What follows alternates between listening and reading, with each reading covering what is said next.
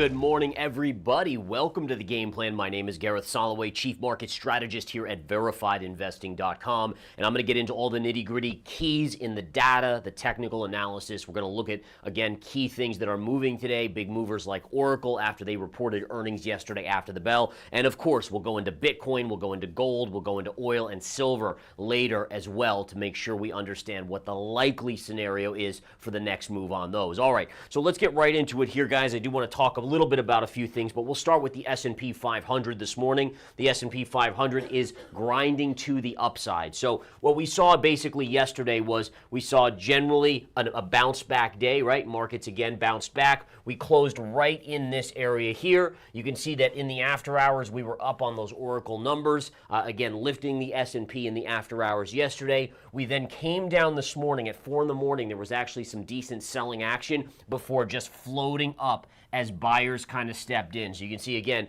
net positive on the markets. Now, in terms of the S&P 500, there is a level I'm watching for today. We're going to use the SPY, which is the tracking ETF, to go over that. And to do that, essentially what we're going to do is we're going to delve into this area here. And I want to show you this. This is where my trained eye will pick up on levels. So if we look at the low of this candle right here, here, and here, it kind of, there's a trend line right across with the high of this candle. And so what you got to understand is that anytime you get sideways consolidation, even a couple candles, that's going to create a little bit of resistance. So if we move up into that level today, which is right around 550 on the SPY, there should be a technical level of resistance. Now, how do I trade this? Well, for me, this is only a day trade. So I'll be watching in the Apex Live day trading room for this to hit, and I may take a short at that level for a pullback or expected retrace. All right, so on to the next chart we go. Oracle reporting this morning, guys, so let's get right into that one. Oracle reporting very, very good numbers overall. The problem is the stock is extremely extended on the daily chart. But you can see we are trading up. There's your reversal or big move up on earnings. And then since then, it's kind of gone sideways the entire overnight yesterday evening into this morning, trading around 152. Now, if we flip over to the daily chart to kind of get our bearings here, there's a level that I'm watching today. I'm very curious if we close at or below this level. Now, the level is right at 150. So the kicker here is right now price is above 150, but the reason why I'm watching this level is because it's a very clear trend line, right? Pivot high, right through here. Here's your pivot high, right through these pivot highs. So you can see that right there at 150, there should be a level. Now, pre-market, you can be above levels, you can be below levels. It's where does the stock end at the end of the day. If this were to end below 150, let's say 150 or below, that would be a bearish indicator or bearish signal for Oracle. Now, notice again, look at this impressive run. I mean, believe it or not, this even rivals Nvidia's run. The stock, again, going back to October of 2022, was trading at basically $60 or so, and here it is trading at 150. So that's about a 200% or just under a 200% move in the stock. So it is a little bit extended, but their earnings were solid enough to give them a bounce this morning. So watch that 150 level on a daily closing basis. On to the next one here. Apple having numbers this morning, or at least information. Essentially, this is kind of an interesting one. So basically, for the last few years, Apple's been fighting a tax obligation to Ireland for $14 billion. And they were saying, oh, we don't really owe this money, Well, the ruling went against them, and they do owe $14 billion. Now, $14 billion to you and I sounds like a massive amount of money. To Apple, it's really nothing. And I'm just being honest with you on this. I mean, Apple, literally, that's 2 months of free cash flow. So in 2 months, they pay that off, on to the next thing. So what was interesting here on Apple is pre-market, early when this judgment came out, you can see very clearly it was trading down about $3. But then notice how it's starting to come up as money is, or investors are beginning to say, does this really change anything about the thesis for investing in Apple? And the answer is no, it doesn't really change anything. So it has come back. It's still slightly negative. Obviously, it affects them a little bit, but overall, it's not a big deal. Notice right here, see this, guys? This is a bottoming tail pre-market, and sure enough, then look at the move up that you saw. So again, using this, and by the way, the indicator with Lux Algo pinpoints these type of signals and gives you these signals, and you can get that on TradingView to literally pop up. I'll show you guys that in just a little bit of time. But nonetheless, Apple is down on the day. It's one of the small drags on the NASDAQ. Even though the NASDAQ is net positive this morning, Apple is a little bit of a drag on that. Speaking of which, we have Nvidia, which is now powering higher. Take a look at this chart. So on Nvidia, pre-market, we actually were trading down early, and then look at the float up. An impressive move here. Now, how high could Nvidia go here? I mean, is there any chance it gets back to the all-time highs? The short answer is yes, there's always a chance.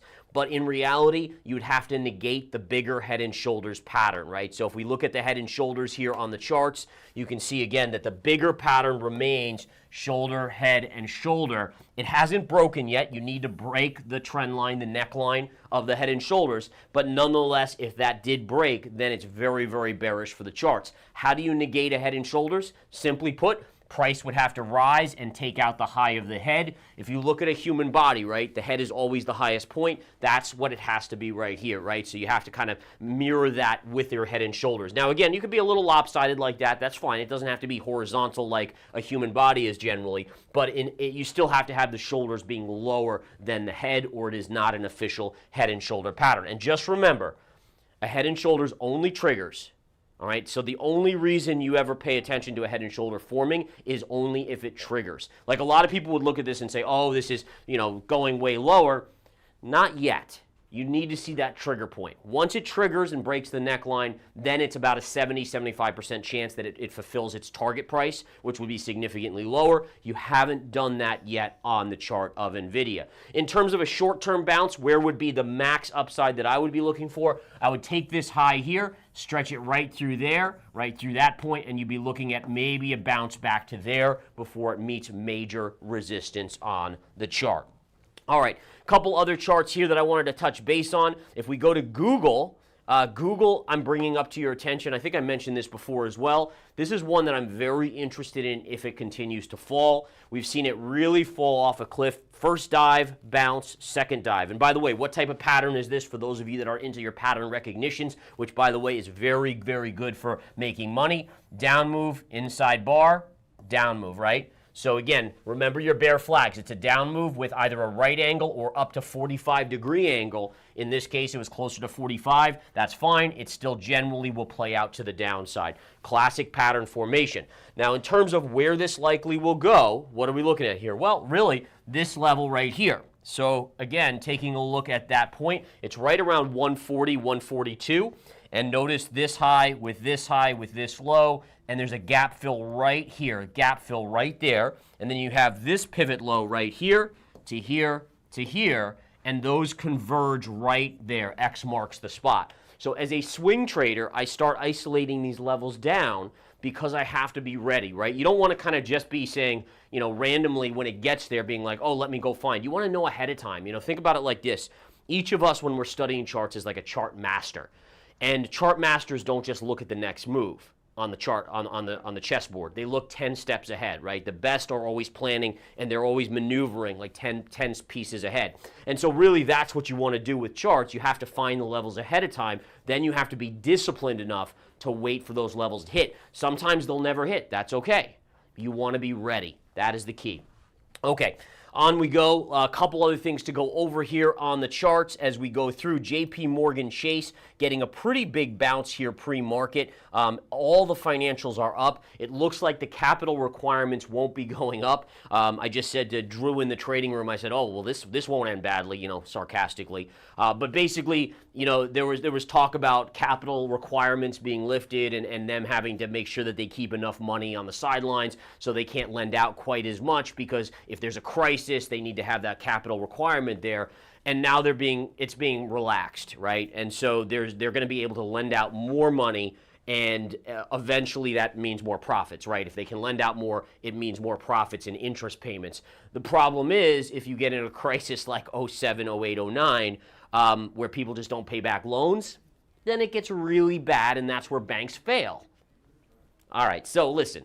it is what it is. I think we all know the writing's on the wall. It's just a matter of how long until stuff like this goes wrong. But again, it explains why JP Morgan is higher on the day. Now, looking at JP Morgan's daily chart, it is amazingly vertical, right? So we had this beautiful level. I think I even talked about this one before with you guys, but you had this major trend line right here. You got a big pullback. So essentially you extend that line out, and if price moves into that again, that becomes a high probability short. So again, on JPM, it would be right around 227 to 228 per my estimates here into that level. Now, it's possible it doesn't even get that high, but right now it is trading at 220, and even after hours yesterday, it was trading at 222. So it's not that far away from those levels. All right, so that's where we are at this point in time in terms of the price action here. As I go through a couple other charts here, I did want to take a look at GameStop going into earnings today. So earnings after the bell will be reported on GameStop. The stock has moved up decently here just in the last little bit. There's a lot of shorts in here, so if somehow they could muster something positive, maybe it could get a squeeze. But again, I don't really trade the meme stocks, to be honest, because I just don't have an edge. Remember, a good technical chartist and trader follows the charts on things that behave rationally. And I don't mean that all charts, because there's always emotion involved. But when you get in the meme stock type moves, you know, you could try to short something that you'd have 3 factors telling you to go short. And if there's enough people on Reddit pumping it, it's going to blow right through. And so you have to be honest and say, wow, I don't really have an edge here. The only times we want to trade is when we have an edge and when the charts tell us that we have an edge. And you have to be cognizant of that and say, hey, listen, in this situation with a meme craze or meme stock, I just don't have that edge because the momentum is just too powerful in that situation. So it'll be interesting to see what GameStop earnings are. Also, Dave & Buster's reports after the bell today, but really there's nothing there. I mean, that's not a big stock. Now, I did want to talk about one thing, guys, that I think is really important. So we've heard, again, China is mired in a tough economy. Now, Alibaba did have news today, and I'll bring that stock up here. We'll talk about that one real quick on what went on with Alibaba. So let me get rid of this here just so we can clean it up a little bit. So Alibaba's up about 2 to 3% here pre-market. Again, nice little move. There we go. We have that right there. So again, nice little move. Basically, Alibaba's getting added to the Chinese stock market. Prior, it had been on the Hang Seng, the Hong Kong Stock Exchange. So it's going to be dual listed where people can trade it from mainland China. And the estimate is that there'll be more money that will flow into the stock because more people in mainland China will be able to invest in it. Now, again, what I like about the Chinese stocks is that they are mostly trading at around 8 PEs.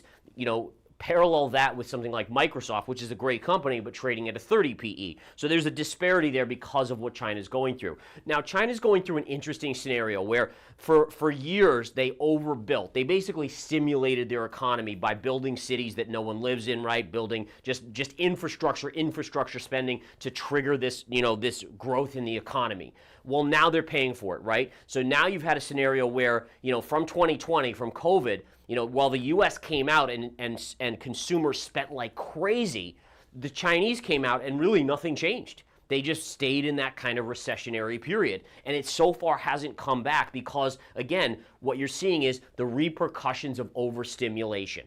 And again, this is where you get into long periods of time where economies can be like basically in recession or in kind of this dragging economy. And my fear of this is exactly what the U.S. has done. The Federal Reserve from 2009, from the financial crisis, has continued to stimulate. Now, you could say, oh, but they raised rates. Yeah, they raised rates, but then on the side, they were like, oh, but we have an emergency banking loan program. And the banks said to themselves, wow, so even if we don't have an emergency, we can borrow billions of dollars and then lend it out. Okay, well, and they did it, right? And inflation was high, and now inflation's coming back in. But you have this scenario where even the U.S. government has been overstimulating. Well, how is the U.S. government overstimulating? Because certainly a lot of you guys out there probably don't feel it. The answer is they've been overstimulating by running up debt. And of course, it's in places where most of us probably wouldn't spend, but they just continue. And even debt payments now approaching $1 trillion, lunacy.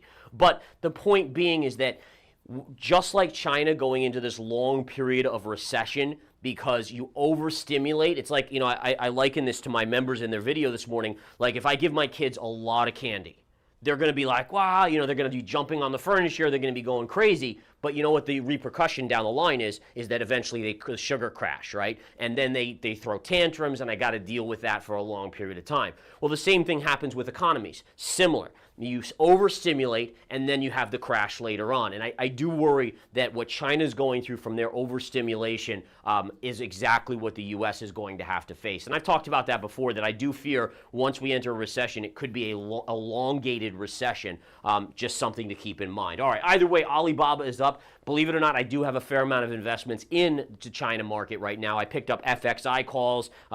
Granted, I buy long-dated calls, so literally a year, 2 years out. But FXI, KWeb, I even have a little Baidu, Baba, those kind of things. But again, relatively small percentage of the overall portfolio.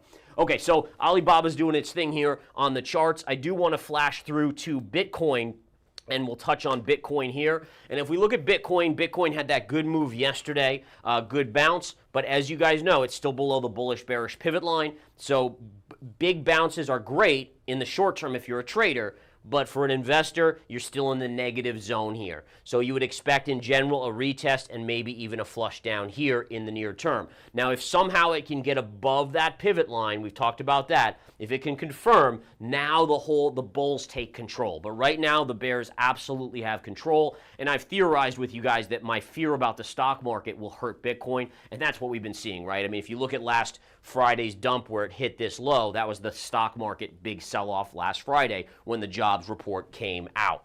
All right, couple other charts here to go over. Gold today is holding steady, inching up just a little bit here. We can see, again, consolidation. We're basically stuck between this resistance level up here and this support level down here. The kicker is going to be this, guys. Tomorrow morning, all right, we have the CPI data.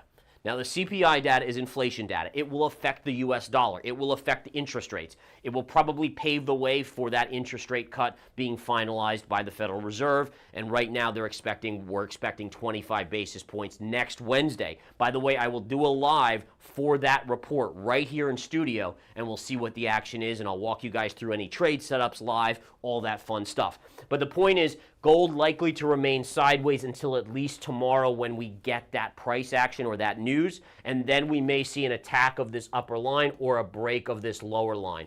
I still personally am favoring a potential pullback on gold, even though this is a bull flag. The RSI negative divergence, the fact that institutions are over leveraged in gold long right now, those are concerning factors. Any sort of break right here at 2480, you get a nice pullback to about 2375 to 2360, which now becomes, or would then become, a buying opportunity. Next up, let's look at silver real quick here as we go through here. Silver is inching up a little bit on the day, but not by much. Again, just a little uptick. Clear as day channel, parallel, beautiful channel. Again, notice this high right here through this low mirrors these two highs right here perfectly. So we have resistance right here and then support here. This is my buy zone right here, right? So right in this area right here, that's where if it falls, I would start nibbling a little bit more on silver, and then obviously leave yourself room in case it flushes a lot more.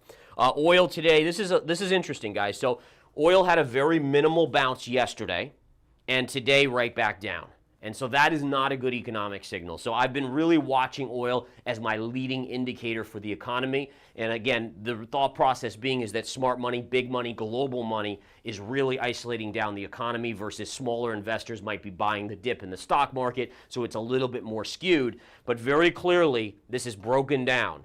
And while you could get a bounce in oil at some point, this is the chart tells me, probability-wise tells me, oil is going lower. So watch for that to happen in the coming days. Any sort of retrace to that scene of the crime, I go short. Natural gas, let's take a look quickly at natural gas here. Nice little pop today on nat gas. So had a nasty fall yesterday, right back up. Can it confirm over this level? If it does, it goes into this zone around 260. At 260, I'm still intrigued by a potential shorting opportunity. Last thing I want to show you guys is corn here. Corn. We're going to look at this. And the reason why I'm going to look at this is because this was a trade that I had with my commodity member, Smart Money Commodities, and we were long corn. We actually unloaded half right here, but the thought process was this. Number one, it was at the lows of the charts. Number two, what I read, and I was doing research, is that institutional hedge funds were overly short grains, including wheat, and it was when it was down here. And I love taking the opposite side of hedge funds, okay? Hedge funds, again, as I've explained to you guys, 97% of them are they all follow the herd. 3%, I would say, is amazing, top-notch traders that run those things that are on point. But in general, you can see what happens, over-leveraged on the hedge fund side to the short side. What happens? Boom, to the upside. Beautiful parallel channel. Able right there is where we added to that position. And look at that move to the upside. And then again, you can see why I took half off. Clear as day. Pivot high right here, right through here, right through here, and right through there. So again, these are the things that you want to follow. You want to follow, again, the positioning of the big money. And you also want to say, don't always have full out respect. Like a lot of people just are in awe of the big money out there, the institutional money. Yes, there are certain traders like David Tepper, there are certain traders out there and hedge fund managers that are just top of the line. And then there's everyone else. And in general, that's the kicker here, is that you want to be aware that most hedge funds are not that much better. They're followers of the herd. They're just trying to piggyback off the moves in the market, while a majority, or I should say a very small minority of the institutions are those top levels, right? Those Goldman Sachs type traders that are working for those institutions and hedge funds. All right. So that's where we are at this point, guys. We're going to watch Oracle. We're going to watch Alibaba today. I'm going to keep an eye on JP Morgan. JP Morgan, again, I do like it on the short side. If it pushes up a little bit more here, that'll be a trade that I have a level for a day trade as well in the Apex Live day trading room. Don't forget, guys, we have the Advanced Trader Insights, $20 a month only, and I literally do a daily market report every night. There's about 5 reports on that page. You can go to the Advanced Trader Insights on our homepage. $20 a month. I give trade alerts every weekend on that. It's basically your foot in the door to test us out. Test us out, follow the free content. You guys see what we offer here. And again, if you find it useful, then you can always go in advance and learn more. But bottom line is, I'm here for you guys. I want to teach you guys the institutional secrets, level the playing field, give you the same information that the institutions kind of have behind closed doors. And by doing that, I think we can help each and every one of us to do better in the financial market. So have a good one, guys. I'll talk to you soon. Take care.